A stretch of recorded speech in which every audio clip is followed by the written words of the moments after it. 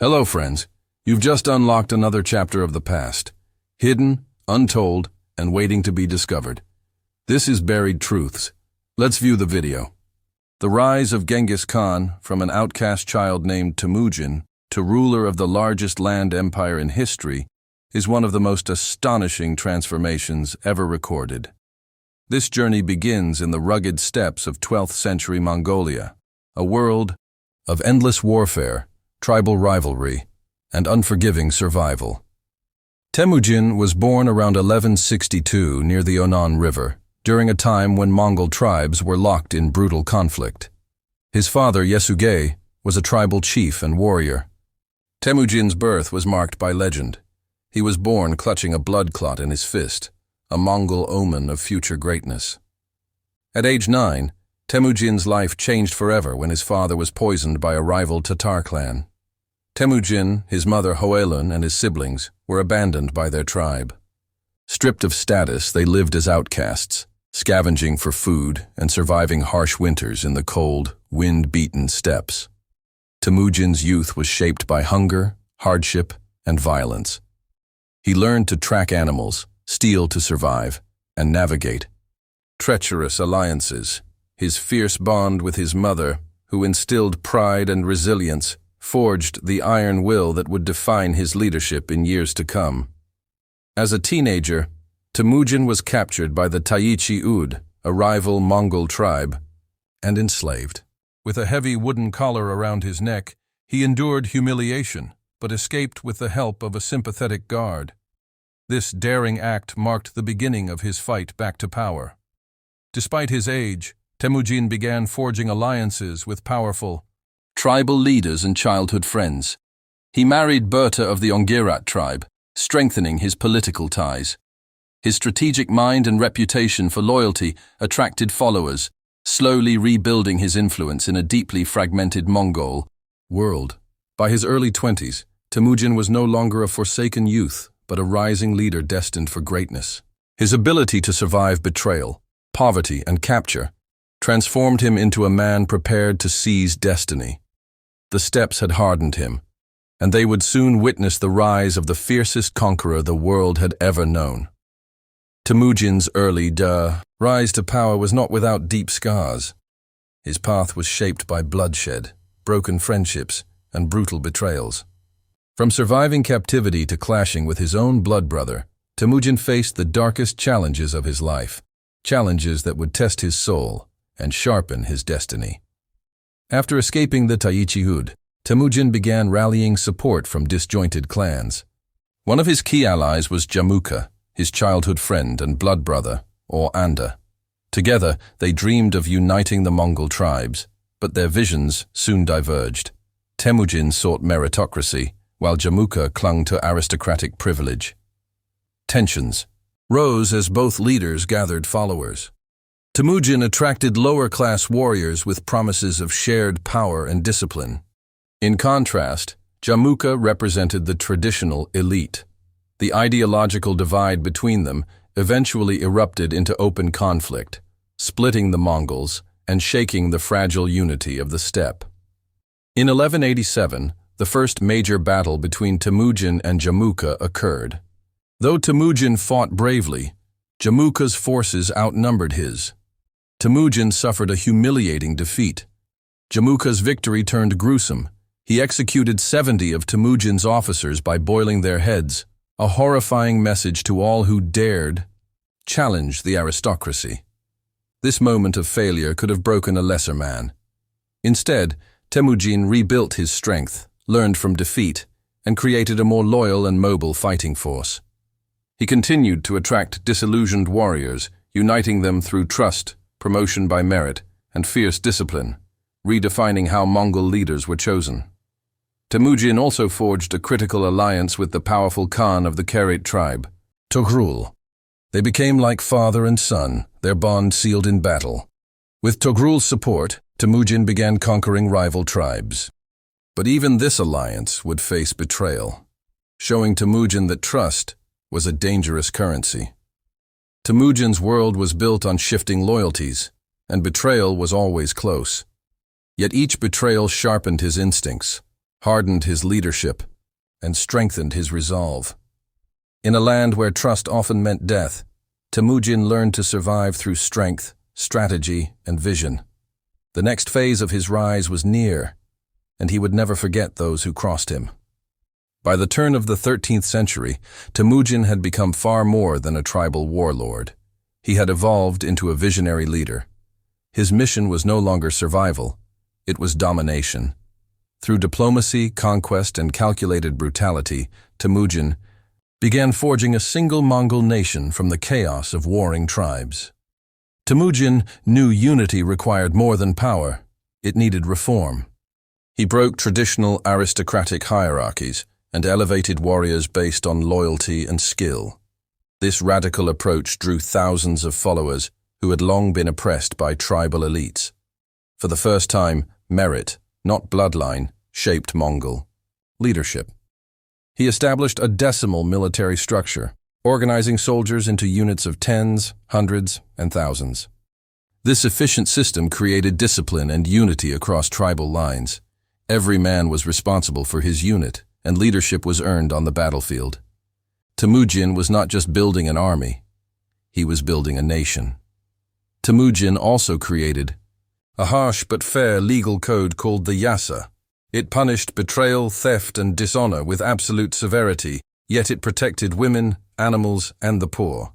The Yasa became the foundation of Mongol justice and reflected Temujin's belief that law, not blood, should govern the steppe. Between 1201 and 1206, Temujin launched decisive campaigns against rival tribes, the Tatars, Merkids, Naimans, and Taichi-ud. Each defeat brought more warriors under his command. He often absorbed defeated soldiers, offering them a new life under his rule. Enemies became followers, rivals became brothers.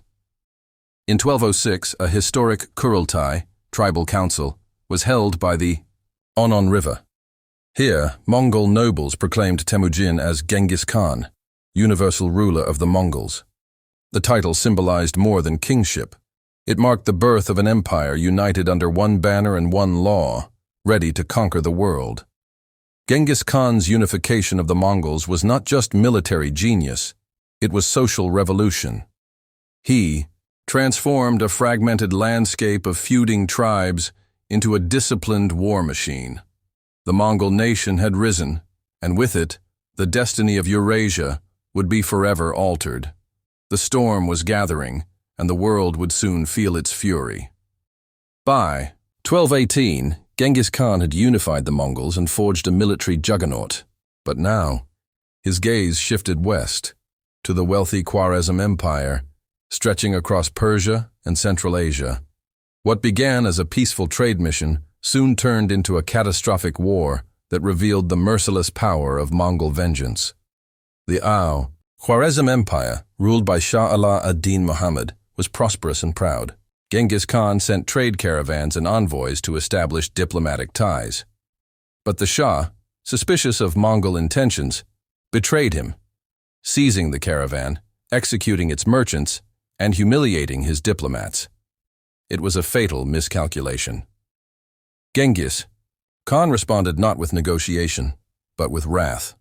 In 1219, he led over 100,000 Mongol warriors across the vast deserts into Khwarezm.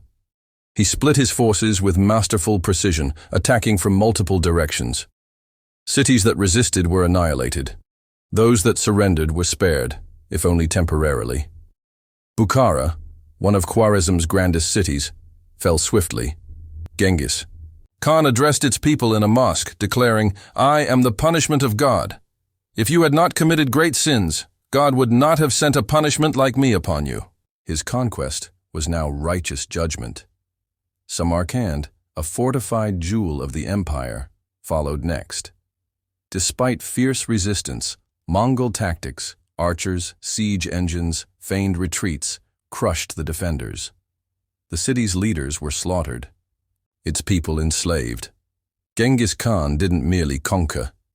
He dismantled civilizations and rebuilt the world in his image. Shah Muhammad fled, pursued relentlessly. He died in disgrace on a remote Caspian island in 1220. Genghis Khan, unsatisfied, sent forces deep into the Caucasus and even into Russia. The Khwarezm campaign wasn't just a war, it was a message to the world. Betrayal would be punished with utter ruin. The conquest of Khwarezm showed the terrifying scale and speed of Mongol power. No empire, however vast, rich, or fortified, was safe. Genghis Khan's legend became terror incarnate. This campaign redefined warfare, diplomacy, and retribution. The Mongol Empire was no longer rising. It was unstoppable, and entire civilizations were about to fall. After the fall of Khwarezm, Genghis Khan unleashed a storm across Asia. His empire expanded with unprecedented speed, powered by ruthless strategy and unmatched mobility. From China to the Caucasus, no kingdom was safe. The Mongol tide surged, driven by a machine designed for conquest and engineered for fear. The Mongol army was lightning on horseback. Every warrior was trained from childhood to ride, shoot, and survive in harsh terrains. Their composite bows could pierce armor from afar. They moved silently across deserts, rivers, and mountains, striking before enemies even knew they were coming. Surprise was their deadliest weapon. Unlike most medieval armies, the Mongols operated with clockwork coordination. Scouts mapped terrain months in advance. Spies infiltrated enemy courts. When the army struck, it did so with precision. Each division had orders. Communication flowed through flags, drums, and messengers. It was chaos, deliberately choreographed to look wild. Feigned retreats were among their most devastating tactics. Mongols would simulate panic, luring enemies into disorganized pursuit, only to ambush them with reserves. Entire armies were swallowed in moments. These maneuvers weren't chance. They were doctrine, repeated with chilling efficiency across Asia's battlefields. Siege warfare, once a Mongol weakness, became another strength. They recruited engineers from conquered lands, Chinese, Persians, and Arabs, to build siege towers, catapults, and gunpowder weapons. No fortress could hold. From the Great Wall of China to Central Asian citadels, strongholds crumbled before the Mongol advance. Genghis Khan's strategy wasn't just about violence. He built networks of roads, relay stations, and supply chains. His army carried intelligence, not baggage. Traders, diplomats, and scholars were protected. Fear ensured obedience, but organization maintained empire. The Mongols moved like fire, but they ruled with structure. By the early 1220s, the Mongol Empire stretched from the Pacific to the Caspian Sea. It was the largest contiguous empire the world had ever seen, and it was still growing. Genghis Khan's genius lay not only in destruction, but in creating a war machine that fused terror, strategy, and control into unstoppable force. By the late 1220s, Genghis Khan ruled over history's largest land empire. His victories reshaped Asia, but death was inevitable. Even the great Khan could not conquer mortality. In 1227, he died under mysterious circumstances, his death as enigmatic as his rise, yet his legacy would continue to echo for centuries. The exact cause of Genghis Khan's death remains unknown. Some sources say he fell from his horse during a campaign against the Western Xia. Others claim he was wounded in battle. Rumors even speak of an assassination. Whatever the truth, his death was kept secret to avoid panic. His body was transported back to Mongolia under strict secrecy. Those who witnessed the procession were allegedly killed to preserve the mystery. He was buried somewhere near the Onon River, his tomb hidden from history. To this day, no one has found it. Only legends remain. Before his death, Genghis Khan laid careful plans for succession. He divided his empire among his 4 sons, while granting supreme authority to his 3rd son, Ogedei. This division, while intended to maintain unity, planted seeds of future rivalry, especially after Ogedei's eventual death. Despite internal tensions, the Mongol Empire continued expanding. Under Ogedei and later grandsons like Kublai Khan and Hulagu, the Mongols reached Europe, the Middle East, and Southeast Asia.